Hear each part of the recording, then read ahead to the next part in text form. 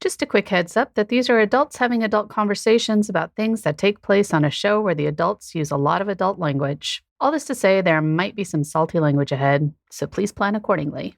Look, I get that some people think if they buy a ticket, they've got the right to yell whatever abusive shit they want at footballers. But they're not just footballers. They're also people. And none of us know what is going on in each other's lives. So for Isaac to do what he did today, even though it was wrong, I give him love.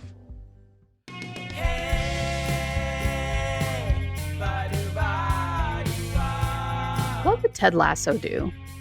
That's the question we explore in each episode of this podcast. We take the lessons we learned from Ted Lasso and apply them to the real world through the lens of leadership and positive psychology. My name is Dimple Dabalia. And I'm Jeff Harry. We hope you enjoy this episode as much as we enjoyed making it, and that it helps you discover your own Lasso way and embrace what it means to believe.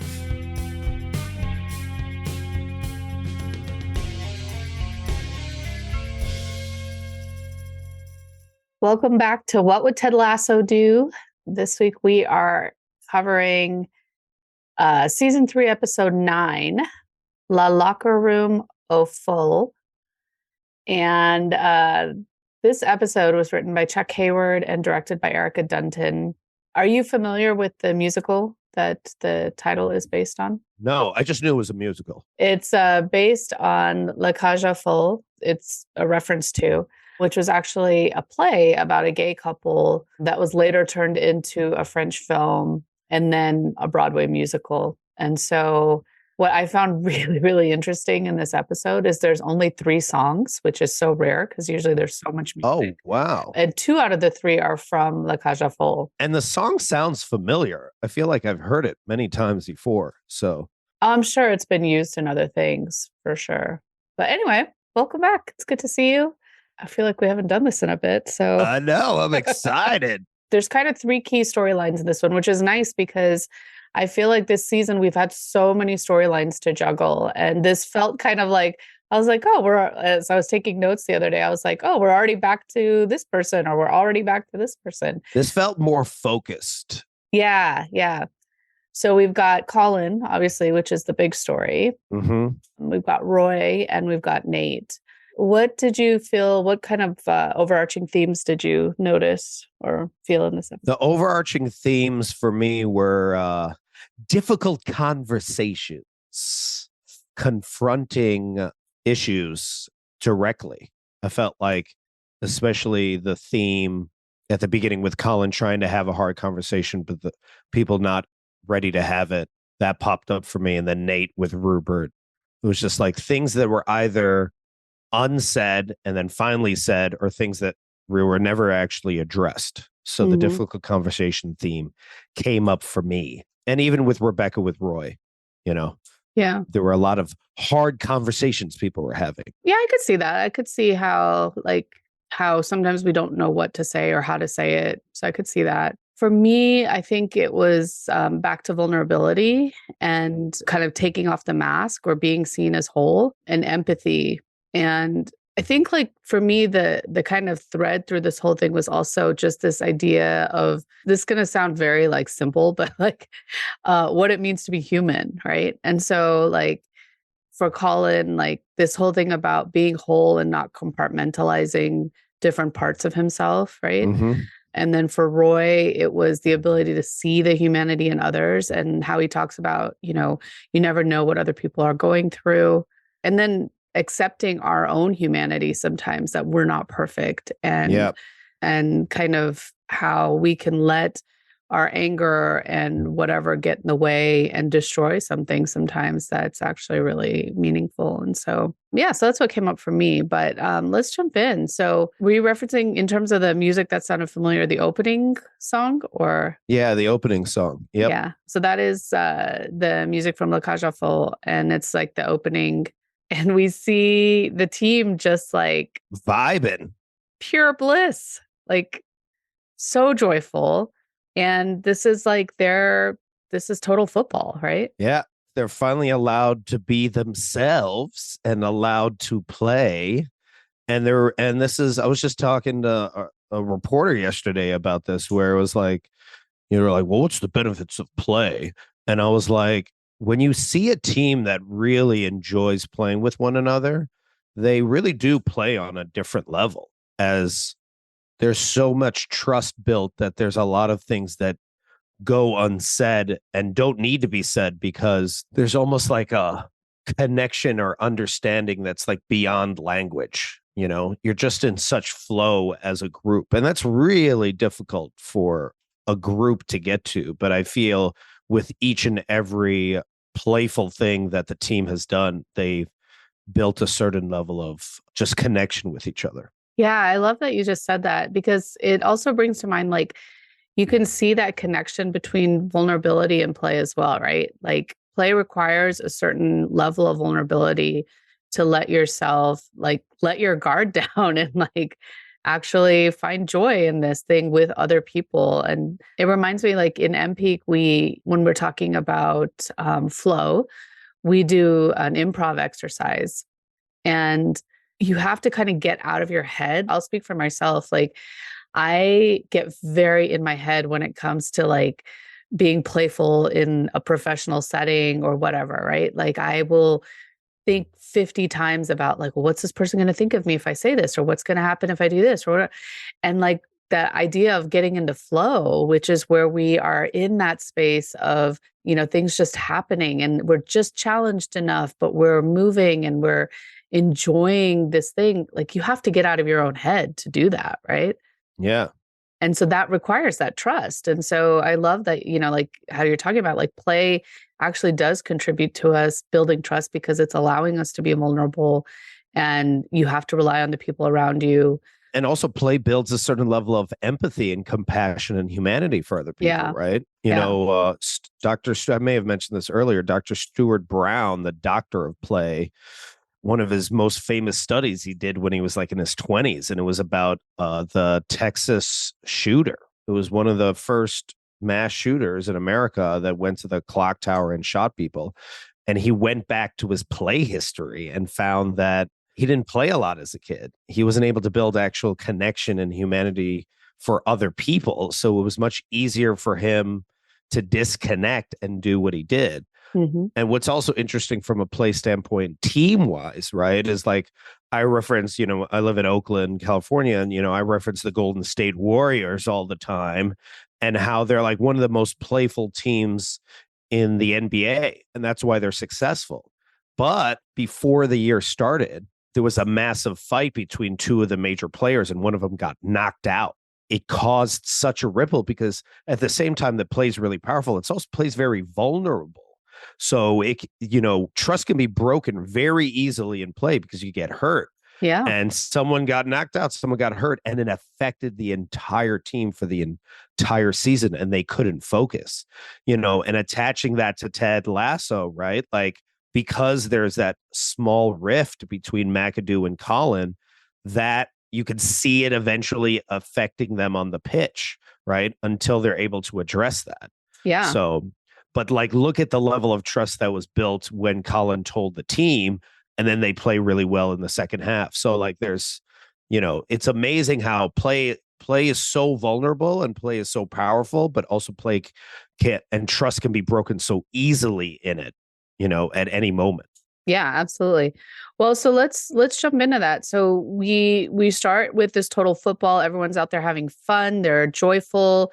They're playing, and Isaac scores the goal. But then that leads us into this story between Colin and Isaac, right? So it's really Colin's story, but it's really like looking at Isaac's reaction to it. And so in our last episode, we had the issue with the cell phones, and Isaac realized that Colin was gay.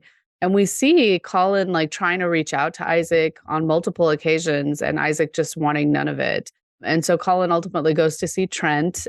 And I love that Trent's now wearing a t-shirt, like a totally different Trent. oh no, so you said that last time too, but it's actually not. Like, he wears these t-shirts a lot, actually. But remember, he used to rock the blazer. He used to be so much more professional. He still does rock the blazer. He just often wears it over the t-shirt. Ooh, interesting. Yeah. Yeah. That's what I mean is like there feels like a much more casualness to Trent. Yeah. Yeah. I mean, yeah, I think he definitely, you've seen the shift in like just, you know, he's not out to get people anymore. He's, you know, so yeah, definitely. But yeah, so he's in oh gosh, I think he's in it's like this green shirt. I couldn't read what it was saying. I did read it. Now I just forgot what it was, but yeah, anyway, so he's just casual Trent chomping on some snacks while Ted is, you know, playing it up with the teacher. But yeah, so Colin, you know, I love this relationship between Trent and Colin now. It's almost like Trent has become like a mentor to him in a lot of ways, right? And I like what Trent says. He, you know, so Colin says like, well, Isaac won't talk to me. And he says, well, give him a minute. And then he says, you shouldn't have to, but some people need it. Yeah. And Colin understands that. He says, okay, fine, you know. But then we see like, as they move into the game portion of it and how Isaac won't fist bump Colin like he does with everybody else. Well, even the hand thing, like when they put the hands in, and he's exhibiting a lot of like homophobic behavior, what you could interpret as homophobic behavior. Yeah. Right. Because he's like, he doesn't want to be in the same room with him. He doesn't want to touch him. He doesn't want to. So, yeah, you're wondering the whole time, like, where does this guy stand? I thought he'd be cool with it. Right. Yeah. And before that, just after their training, Colin had asked Isaac if he wanted to get a beer, and he just said no and walked away. Right. Yeah. And so, yeah, a lot of like homophobic tendencies. It was interesting. Like, what came up for you as you were seeing that? I'm curious. Well, what came up for me, and this is why I thought part of the theme was difficult conversations, is like, when is it when you are ready to have that hard conversation, but the other person isn't, right? Because he, you know, talk about attunement, it was at least 4 separate times where he was looking for some certain amount of understanding. Yeah. And each and every time he got rejected, right? And it makes me wonder with any conversation, like, you know, especially when you see it with like couples, where it's like someone wants to have this conversation right now, maybe late at night, and the other person's like, I'm not ready. Yeah. And then they, you know, and then it's like, well, who's at fault there? Right. Yeah. And then because that conversation doesn't happen, then it comes out on the pitch. Yeah. And it does, right? Because he shows up on the pitch. He's totally distracted. Isaac, they're having all kinds of issues, right? And then Colin also is distracted to a point, I guess. But then they're fighting within themselves on the pitch, right? Where Isaac comes after him. And then Sam has to kind of break him up and whatnot. But then we get to the half. They have not scored. And they almost scored, though. That was the part. It's just like, they still were playing really well. Total football was working really well. And that's what I kind of love about the writing here, right? Is because you're like, oh, okay, they'll score here, you know, and then they tease you and then they didn't. But it's just like, oh, they're still coming together, you know. All right, they'll be good for the second half. No big deal. And then before that, though, there was a little exchange in there that I thought was interesting. So when Van Damme, formerly Zorro, he blocks the shot, right, from the other team. Jamie says, oh, you know, like good catch or something like that. Yeah. And he says Zorro. And he looked and Zorro / Van Damme looks at him and he says, well, actually it's Van Damme now.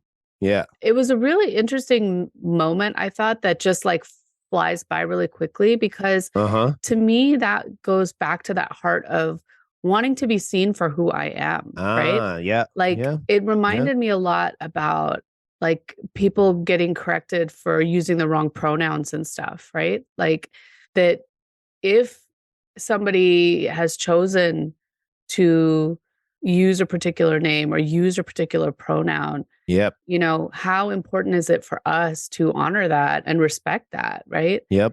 And I get it because I know like I have made that mistake in the, you know, like you're in the heat of conversation or whatever and you're not thinking. And that's exactly what happened here, right? Between Jamie and Van Damme. But like, but it's so easy for that to happen, right? But Absolutely. even in the midst of that, he corrected him. And so I thought, oh, that's really interesting because it feels like such a piece of his identity to him, you know?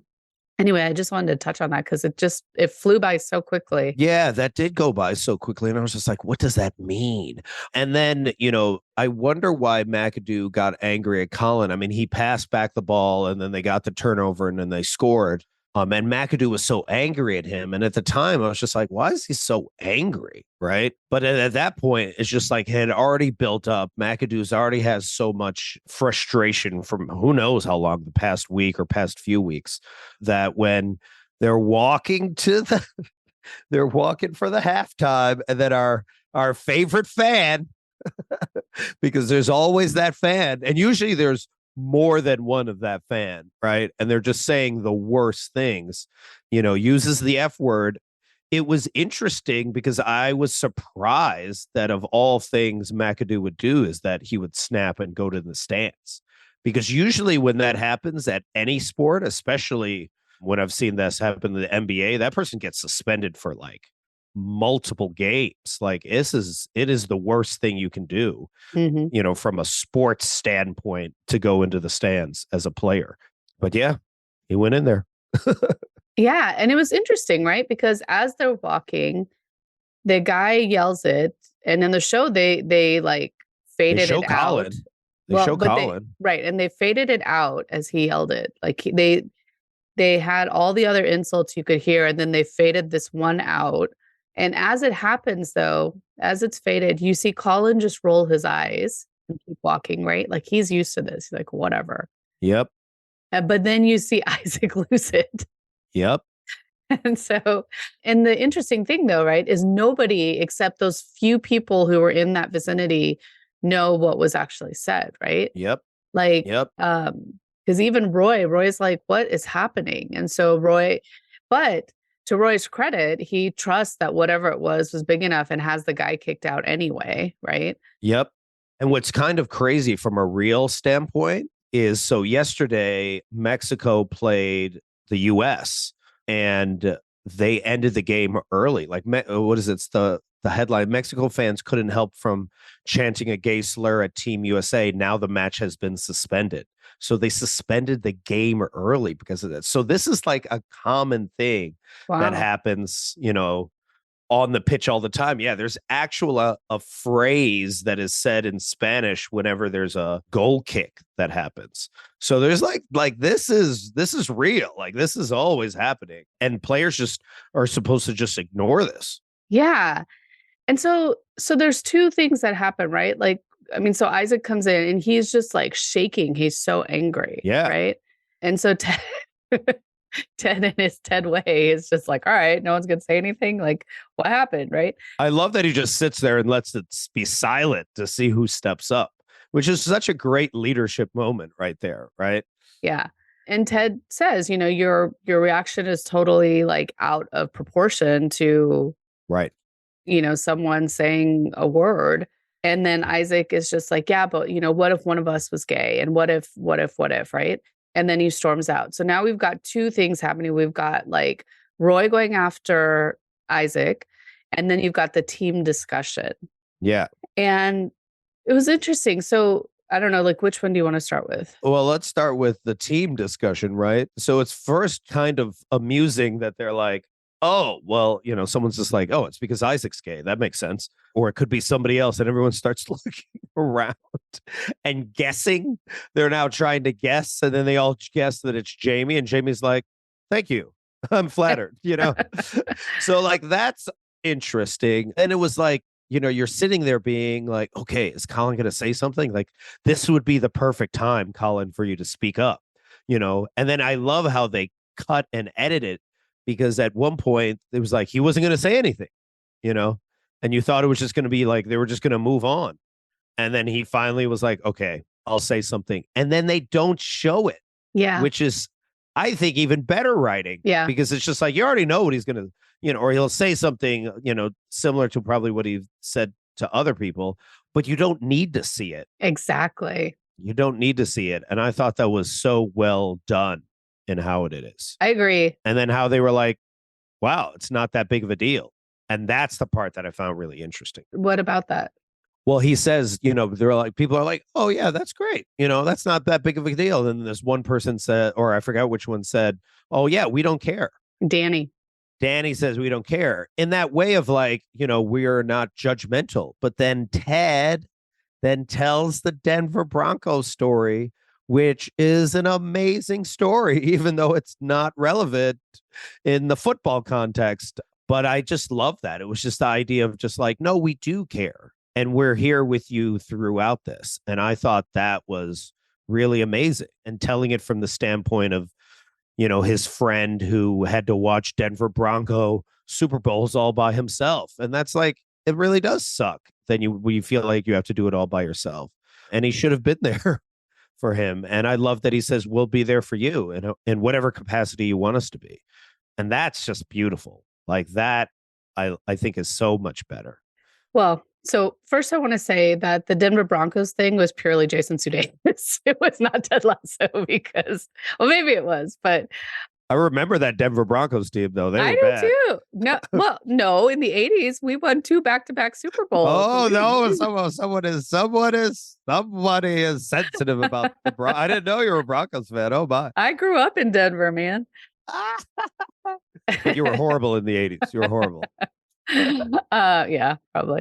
What I love though, again, going back to writing, is this was an entirely awkward conversation. Like this whole thing, right? Like you had a bunch of people trying to say the right thing, right? Like, oh, we don't care, blah, blah, blah. But like, yeah. And then you've got Ted with this, this story that had nothing to do with this other than to say like, we don't not care, right? Like, yeah. But it was just awkward. And I think that's so true to life. Like when someone tells you something that's so personal, sometimes it is hard. Like we don't know the right thing to say, right? And this is where, to me, this was kind of the empathy piece of it, where I don't know if we've talked about it before, but Brene Brown, I think we have. Brene Brown has this great little video on empathy. It's like a cartoon video. With the cave. Yeah, with the cave, right? Yeah. And it's one of my favorites. I show it at a lot of workshops and stuff. And she talks about empathy. And in it, she gives the example that sometimes people say something to you and you just don't know what to say. But it's enough to just say, I don't know what to say in this moment, but I'm so glad you told me, right?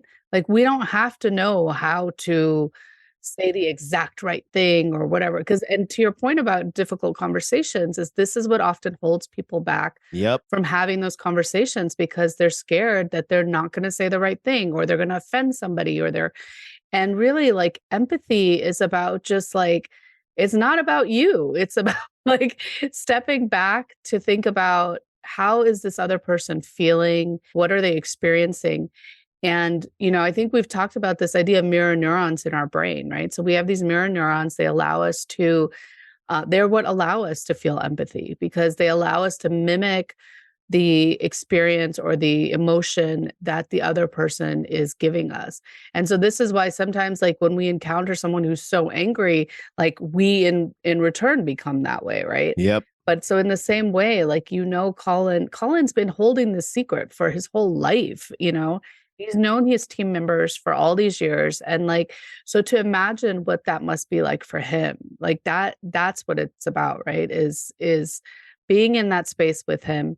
It also reminded me of like when people say stuff like, oh, well, I don't see color, right? Or I don't see race. And it's like, then you don't see me. Like that is a part of who I am. Yeah. And so it's not about just being like, oh yeah, I don't see that. It doesn't matter. Yeah, it does matter, because it's a part of my identity. It matters so much. I really liked how they did that, because it was a little uncomfortable. It was a little like awkward, but that it was so real, Yeah, and empathy's messy. Empathy and communication's messy. And I think we shy away from it because we want it to be perfect, right? Yeah. I've talked so much about how, play is the opposite of perfection. And they were playing. They were like, even in that moment.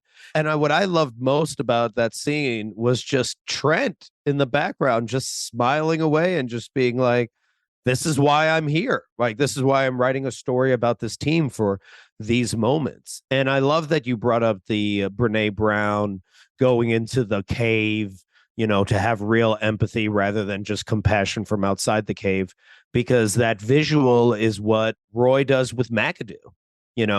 Like Roy goes down the cave with McAdoo, and then McAdoo's like, don't come in here.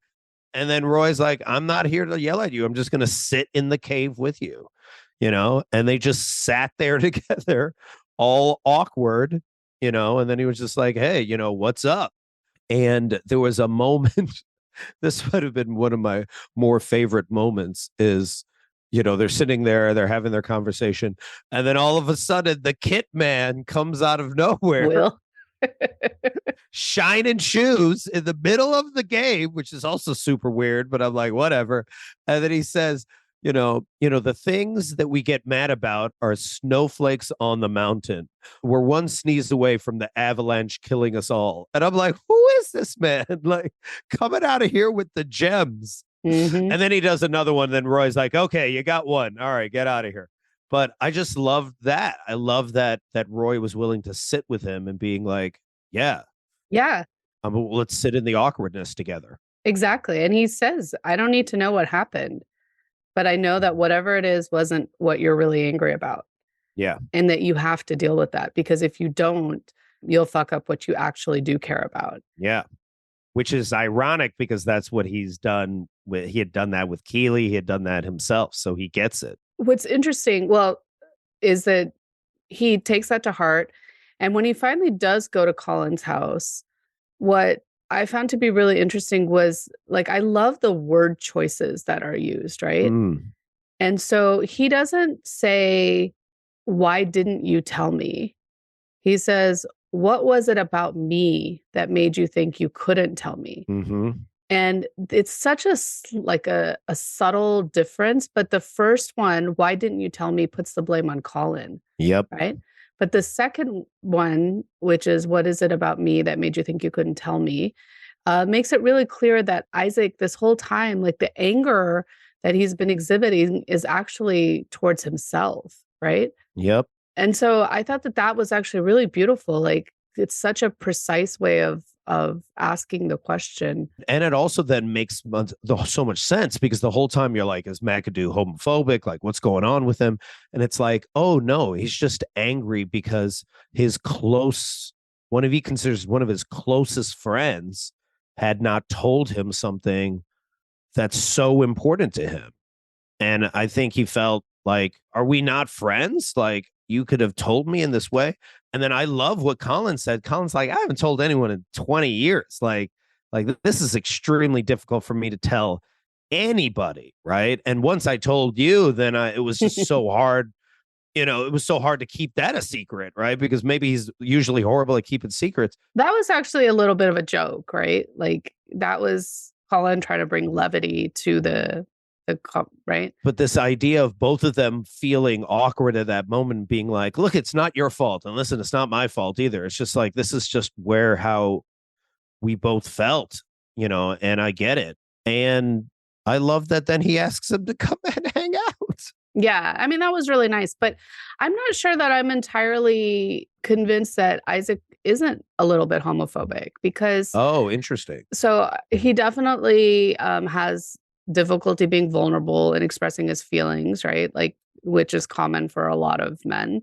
And I shouldn't say men, just people in general. It's not always easy to be vulnerable. That's kind of at the heart of what this was about, was that he was so wrapped up in his own head and afraid to be honest about why he was upset, that he didn't realize that he was about to kind of ruin his relationship with his best friend. But I think part of why he was so mad at himself is because, in past episodes, like he's made comments, like homophobic comments. Oh. And we've seen him do it, right? And so Right. So it's that point at which we start to recognize that we are contributing to hurting somebody else, right? And I thought that was actually really interesting because, so two things. Number one, I like that, at the end, that he still can't say I love you, because they're not trying to like wrap it all up in a bow and be like, okay, now everything's fine. It's like, right. Growth takes time and it takes work, and it's not going to be like easy and pretty and resolved in 45 minutes. Right. So I like that. But the thing that it really made me start thinking about is going back to the thing that Roy says later in the press conference around you don't know what other people are going through, right? Mm-hmm. And so how easy is it sometimes for us to like pile on when, in a negative way against somebody, but when it becomes personal is when we start to kind of think about our actions, right? When it becomes something that impacts somebody we know is when we start to think about our actions. But like, I just kept making me think about like, well, what if, like, what could be possible if we started thinking like that all the time, Mm-hmm. where it didn't have to be that I know that person who it's going to impact, right? But rather, I don't know what's going on in their lives or what has happened in their lives up to now. And like, why can't kindness be the norm rather than, Right. you know what I mean? I don't know. It just got me thinking about that. I mean, I found it really special when they're playing FIFA together and he's asking him all these questions, Yeah, for sure. the top and bottom questions and just being like, I don't know this world. Explain this world to me. Right. And again, that's like, it's empathy. Right. But it's messy. Right. It's not clean at all. But he's trying. Right. And that part I found really special and really positive. Totally. I totally agree. And it goes to that piece of we do care. Like I do care. And it's also very real. Like I've seen it when straight and gay men get together. I remember it was part of this men's circle. And it was literally a bunch of us straight men asking all these random ass questions that we did not know. And it was just like, this is us trying to find a certain common understanding about a world that we're completely unfamiliar with, but want to not be ignorant about. Yeah, but it also goes back to like sometimes when we think about it in the context of race, like, It could be exhausting too. It could right, be really annoying. exactly, right? Like, So it's just it's like, not my job to educate you. Like, right. you need to get educated. But I do agree with you. Like, I do think it's a tender moment between the two of them. Isaac is very like bro-ish, right? He's like the epitome of being a bro. Right. And Right. so it's his kind of bro-y way of trying to like connect and learn. But there's going to have to be some education on his part on his own too. And I was thinking about the comments though, like during this episode from the other players before Colin, comes out, right? A lot of them, I guess, are saying a lot of what could be interpreted as homophobic comments. So it wasn't just McAdoo. It was just like, it's No, just a bro locker room. Right? exactly. And to think that Colin has had to be part of those bro locker rooms his entire life, that's just tough, dude. Yeah.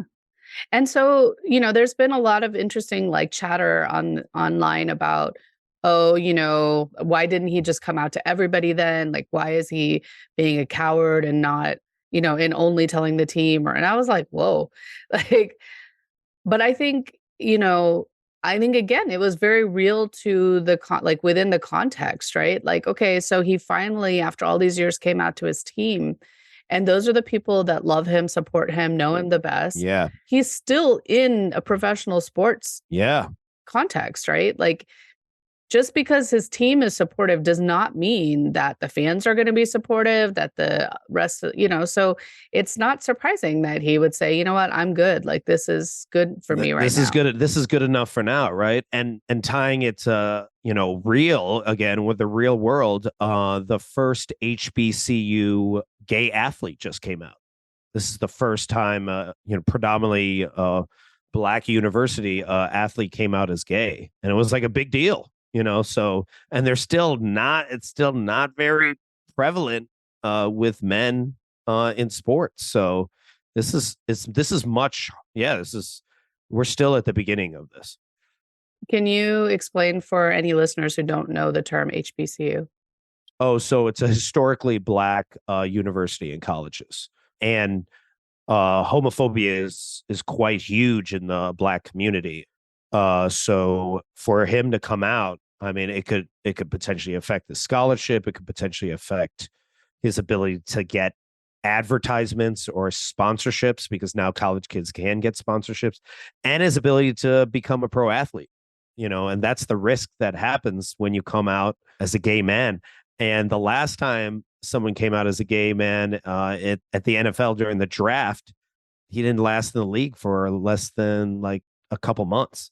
Yeah. So like it's a big deal, you know? So yeah. So one last thing I just want to mention about this, going back to Trent's t-shirts. So in the locker room scene, he's wearing a Dolly Parton shirt, which I love that little detail because Dolly Parton, there's been a lot of rumors about her sexuality, which she's addressed over and over, but she is such a huge like support for the LGBTQ community. And I love that. And she talks about how like, we don't need to do God's job. Like God is the one who judges. Like we just need to love everybody as they are. And so I really love that. So I love that they have him wearing a Dolly t-shirt through all of that. I thought that was cute. I also recently saw a TikTok from this trans activist Alok, who's like amazing, by the way. Everything I've heard from Alok is pretty powerful. In his activism, he was being interviewed and he was talking about all the transphobia that's been coming up recently. And he can tell from the people that are usually attacking, it's that whole idea of like hurt people, right? Yeah. And I think of like that fan in the crowd and, throwing their homophobic comments. And Alok talks about how, so many of the people that are angry are clearly hurt and clearly disconnected from their own humanity.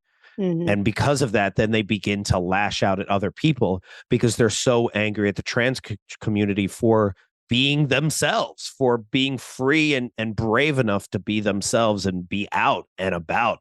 And other people that, are part of potentially conservative or challenging situations don't feel they can be that. So instead, they express it in this extremely angry and sometimes violent way. And I thought that was really powerful. And we just knew it was going to happen. But what was amazing about, Colin coming out to the team is then, of course, he gets 2 assists in the second half. Yeah. Right. Because now, again, you can be more of your full self. And when you can be your full self, that's when you play better. That's when you show up better. That's when you can be, you trust your instincts more and you're not questioning it, rather than when he probably did that pass back in the first half. It was because he didn't feel he had trust either within the team or within McAdoo. Yeah. So that I just love that whole part. Yeah, I did too. I think that it's such a great example. And he essentially is named like the MVP, right? Like whatever the British version of that is. But yeah, and it really does go to show that when you're able to show up fully as who you are, it just changes your mindset too, And so, yeah. And there's an interesting part about media at that point, because then the media could have spent that time, talking about the fact that they came back and won 2-1 down one person, which is really difficult to do. It's really difficult to even score 1 goal, let alone 2 goals when you're down 10-11, right? But instead of that, they focus on the controversy, and then are like, oh, there must be all this like craziness in the locker room. And frankly, people are getting along. So you just like the difference. Then the media is always like trying to conjure up more than you really is out there. And for a team to be really successful, they really do have to like sound out the media and sound out everyone else. Well, especially because so much of it is based on speculation, right? Yep. Like they don't even know what was actually said. Like when they go to the sports center or whatever, and you've got the former coach and whatever, he cuts off the other guy because the other guy's like, well, you don't even know. And then he just like cuts him off. And it's just like, doesn't even matter, and so, yeah, so it's all based on speculation. And so, yeah, you do have to just learn to tune out that noise because it doesn't help. Right. And that's what I love about Roy in the press conference, is because he's like, so let's talk about that. Because what I love about what Roy said in the press conference about talking about the Sunderland guy that he got potentially kicked off the team and everything like that is like, and then finding out that the Sunderland guy, the reason why he was like so triggered by Roy making a comment about his baby was because they had lost their child. and then turning to the media and being like, you don't know what people are going through. And frankly, why did Isaac do it? It's none of my business, none of my fucking business, right? And I think that is so powerful because probably 80 to 90% of sports talk shows is all speculation. It's all just like coming up with new dramas that may or may not be true, and then attacking players about those traumas and asking them about those potential like issues as if they're real. And I love that Roy was just like, we're human beings like anyone else. So why are you not treating us that way? Yeah.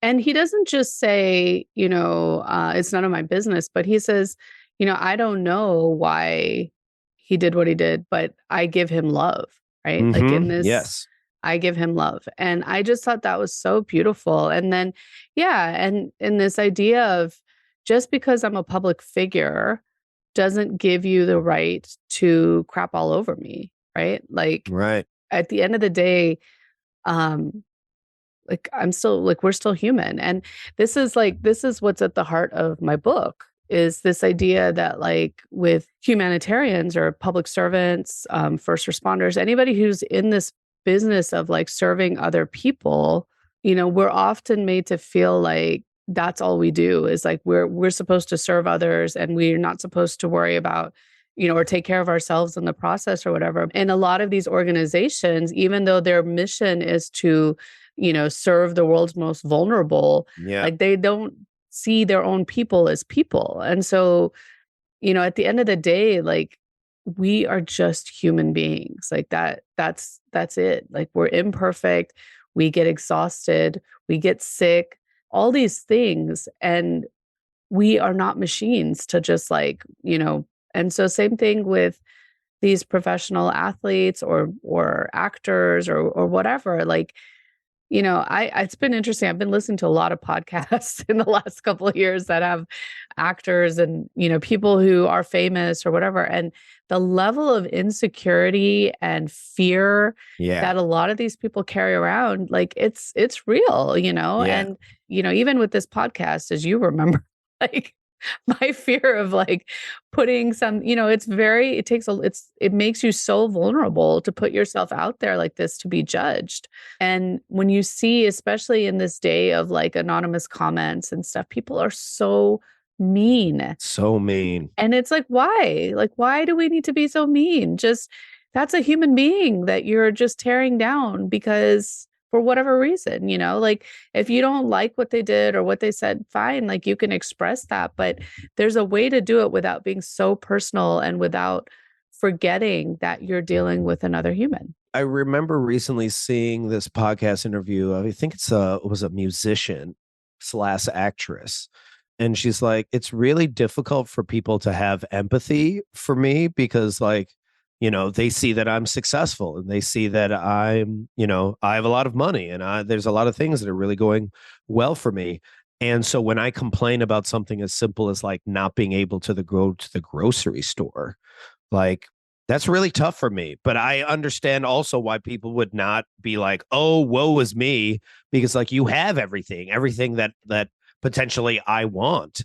And she was just like, yeah, fame isn't really as much cracked up to be as everyone makes it out to be. Like it has its own issues that are really challenging. But I think because we get paid so much money and we get so much of the spotlight that people feel they can say whatever they want to us because that's the exchange for us getting so much. Well, and we never see the full story, right? We're never going to see 100% of anybody's lives unless we're in them, right? Yeah. And so, that's been the whole thing, right? We've talked about that for a long time around social media and stuff like that. You see the best of the best. And now we see a lot of like the worst of the worst too, because people are recognizing that, oh, if I'm vulnerable, like that might make it, like that might help people connect to me. But honestly, sometimes I feel like that's also used in like a way to get people to follow them and things like that more than. It's so interesting now because even the word fame is very loosely used because you have like YouTube stars and TikTok stars and all these different influencers stages And the whole time you're like, some people are like, I have no idea who that is. Like you are famous to a certain world, but I don't know who you are. Yeah. But yeah, because now it's ironic, but it's almost like everyone wants to be on stage, right? So then who is the audience? Yeah. Well, so, I really loved seeing this side of Roy, and we got here because of Rebecca, right? Mm-hmm. And so she tells him that she needs him to fill in at a press conference. He's initially just like, no. And then he kind of like backs off of that a little bit. But then he convinces Beard to step in for the initial one. And that's just bad news because Beard is Just not the right guy. He's not the right person for that. no. And he ends up insulting the press over the guitar players, which I thought was really funny. So then Rebecca has to step in and she's mad. Like she asked him to do something. He just chose not to do it. And she calls him out on it. And, we saw her initially call him out back when they were in Amsterdam. And she says, when he asked where Keely went, and she says, oh, she's gone to somebody who believes that they deserve her. And we see her say it again, like, Yep. what are you doing? Like, what do you Yep. want? And get out of your own way, Yep. No, I just love that. I mean, first, I love the part where she was like, get your hairy ass into my office, and then he's like, he gets angry at the team. He's like, every single one of you know that my ass isn't hairy and I will never forgive you. And then Isaac's like, he's right. We're cowards. Now, if we're talking about Richard's butt, I was like, I just love that whole scene. But what I loved about Rebecca, and it was so good that I had to write it down. And I thought this was so powerful. She was like, after she says, what do you want? And he's like, I just want to be left alone. And she's like, cut the shit, like what? She goes, you want way more than that. You are just so convinced that you don't deserve anything good in your life that you'd rather eat a bowl of shit soup and then complain about the portions. Get out of your own way, man. And I was like, that is hilarious. Yeah. And so well done. And also, every one of us knows a person like that'd rather eat a bowl of shit soup and then be like, this is not that good and it's really small. Yeah. And my life sucks and everything My sucks. life sucks and everything sucks. And just and very, what is the word? Is it nihilistic? Is that the term where you think, or fatalistic, right? Like everything's like, everything's faded and like, whatever. It's all downhill and it's all bad all the time. And I love that she called him out on that. Yeah, I did too. And, and it gets him to start thinking. So, this all happens. And then there's the conversation, like he steps up to go have the conversation with Isaac because he knows he's the best person to do that.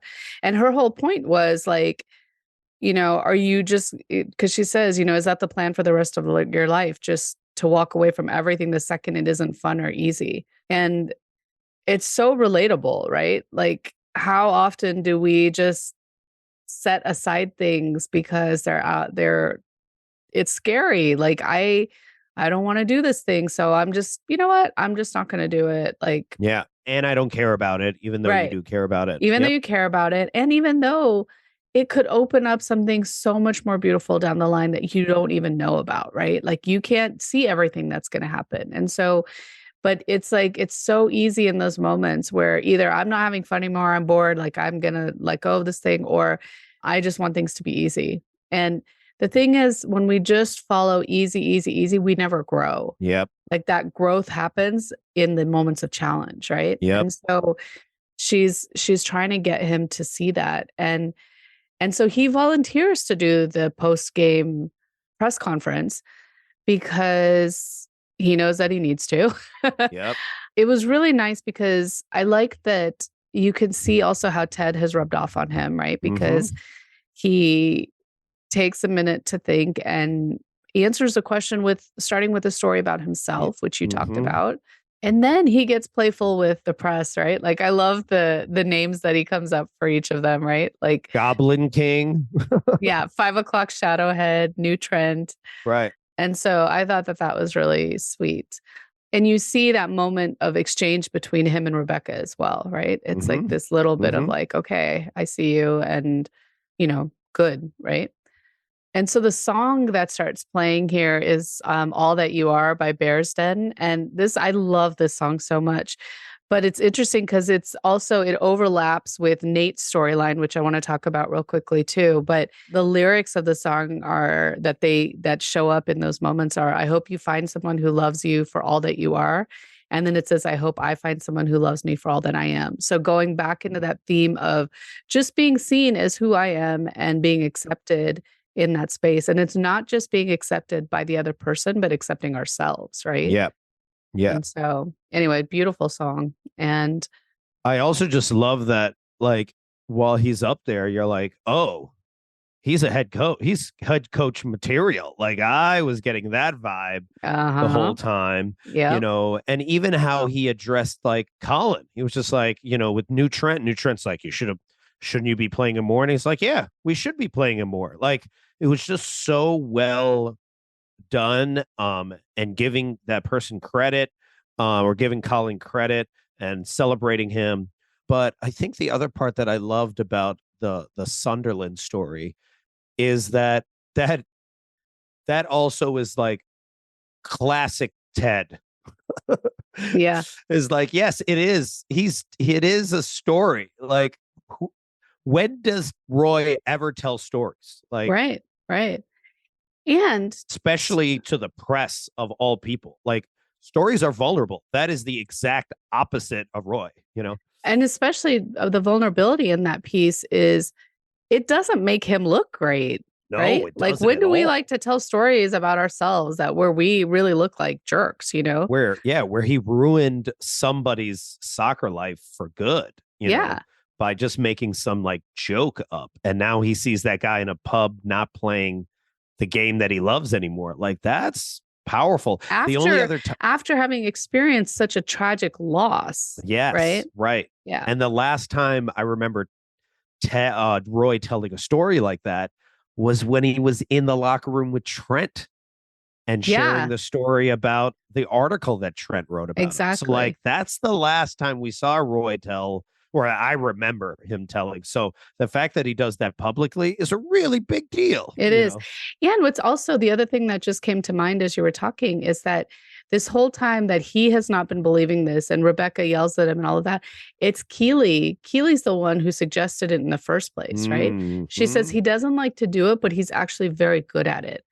So she knew he could do this, right? And she knew he could do this because remember when they used to flirt way back when, and remember when he was at the press conference by himself and Keely was running from seat to seat, being like, Roy Kent, I have a question for you.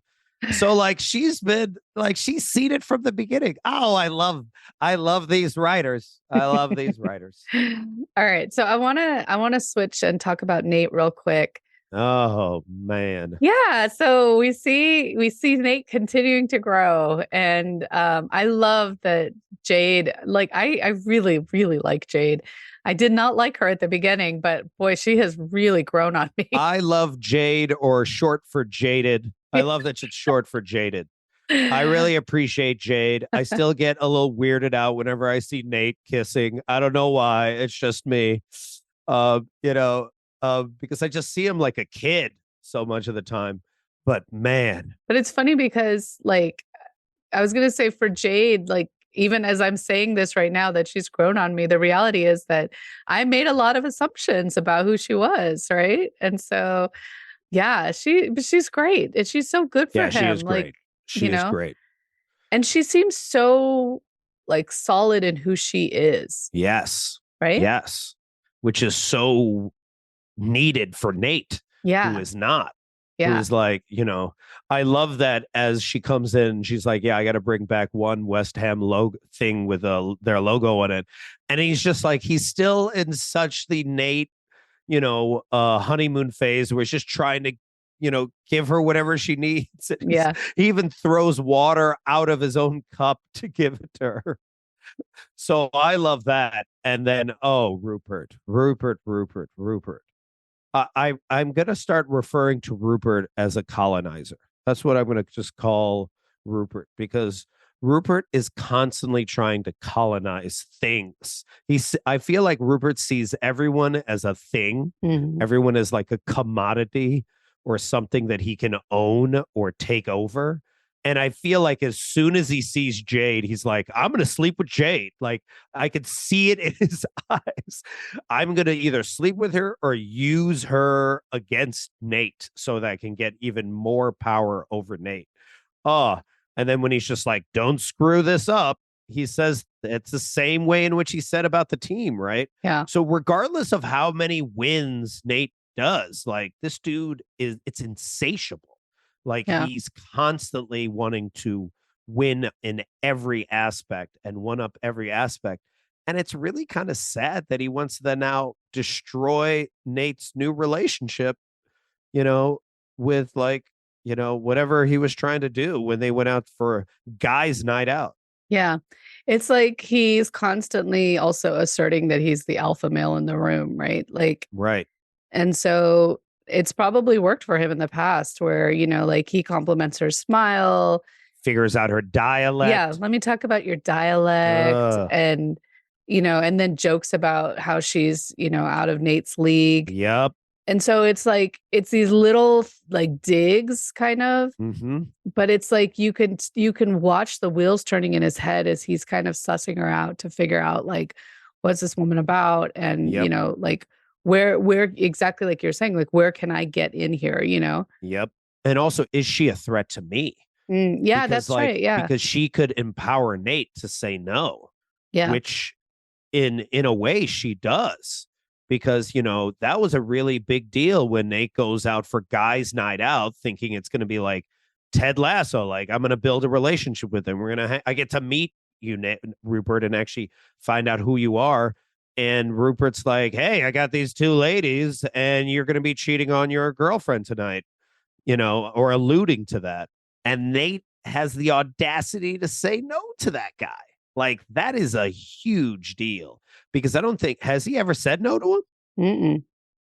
So, oh my gosh. Yeah. Yeah. Yeah. No, that's huge. And so Jade's responses. So again, the writing in this was really interesting, right? Because she says, it's worthwhile to meet you. Right. Like, and then after he leaves, she says, he seems very wealthy and nice, like, not nice, but nice, like. And, so you could attribute it to like, oh, maybe English is not her first language, but I think it's like her word choices are very specific. Yeah. And so I thought that was actually really interesting. And then Nate's working late and Rupert comes by and I don't know if you noticed, but when they show Nate with his back to the door and Rupert starts to walk up, the music actually shifts. Oh. And it becomes a lot darker. So like it's always the Empire whenever Rupert is in the room. But even before that, I feel as if Jade knows. I feel like Jade knows Rupert. Oh yeah. In the sense of like, because she's a hostess, which means she is constantly having to read people. She knows that self-congratulatory narcissist at any time. And she may have even at one point thought Nate was one of, those people. Yeah. So that's, I love that you said or pointed out the fact that she says he's nice like, because it's like he has a facade hiding his colonizer, dark empire ways. Exactly. I like that. She sees him for what he is. And then so when Nate is working late, Rupert just walks in and now he's digging in even a little bit deeper, right? Like, again, very subtle, like he forgets Jade's name and he grabs a piece of baklava without like asking or being offered, like these little things, again, just these power moves of like, like I'm the person here. And when he shows up at the club and Rupert, introduces him to the women, I was like, oh man. Yeah. And I was like, come on, Nate, don't do it. Don't do it. I know. And and Rupert doesn't even know their names. Yeah. Or he gets their names confused. So again, you can just tell he's again using these women as commodities. Yeah. And he wants to make Nate his mini me.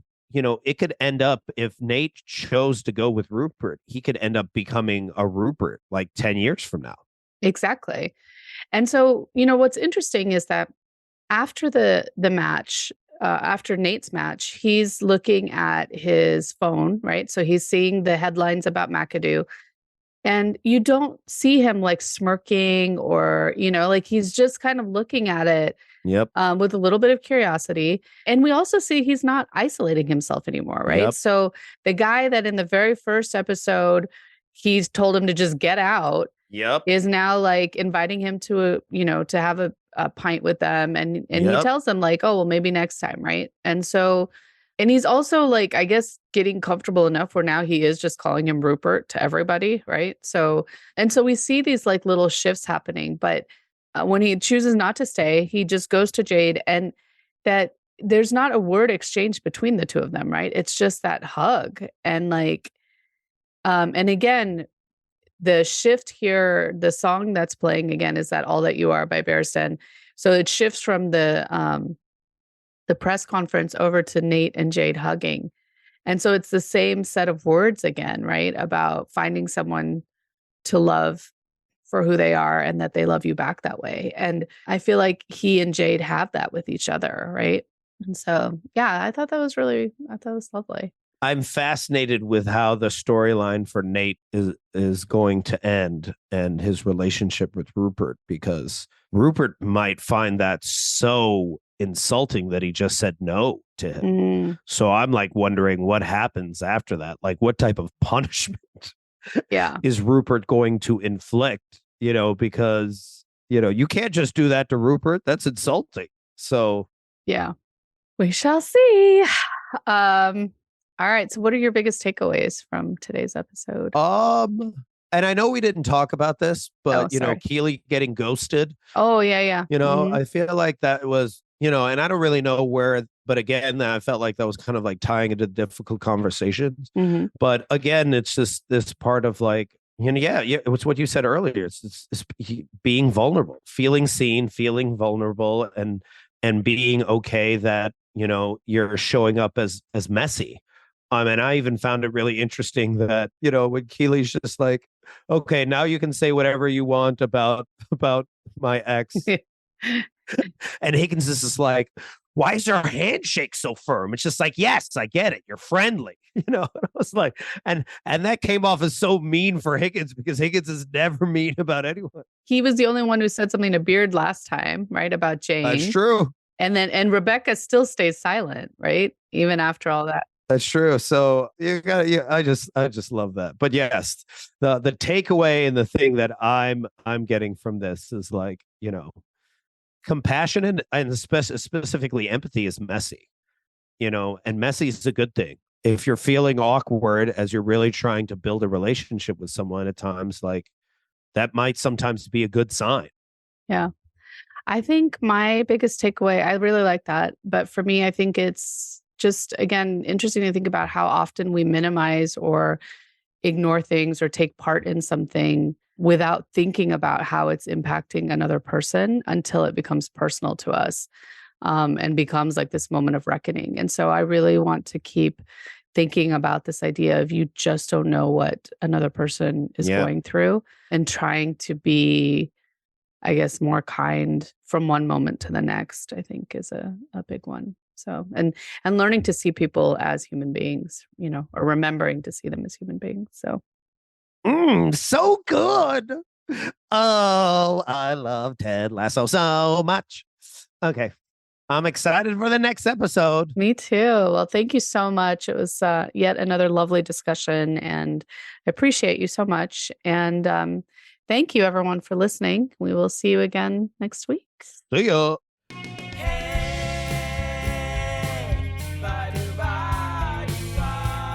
Thanks so much for listening to another episode of What Would Ted Lasso Do? If you got any nuggets of Ted Lasso wisdom from this episode, try them out in your life and let us know what happens at WWTLD Podcast on Instagram or on our website, wwtldpodcast.com, where you'll also find a full transcript of the show.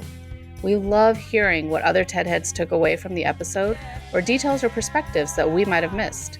And if you do like the show, please subscribe and head on over to Apple Podcasts and leave us a 5-star rating. Every rating helps us get our show in front of more listeners. To that end, we'd also ask if you enjoy the show, please share it with your friends, loved ones, randos on the street. You get it. Thank you to the team at Podify for producing our show, to Kajal Dabalia for all our visuals and graphics, and to Kenzie Slato for our theme song. And most of all, thank you to all of you for listening. Ted Lasso could simply just be another show to binge watch, or if we challenge ourselves to consistently ask the question, what would Ted Lasso do? It could change the trajectory of your life. It has for us. So join us again next time as we explore another episode and ask ourselves, what would Ted Lasso do?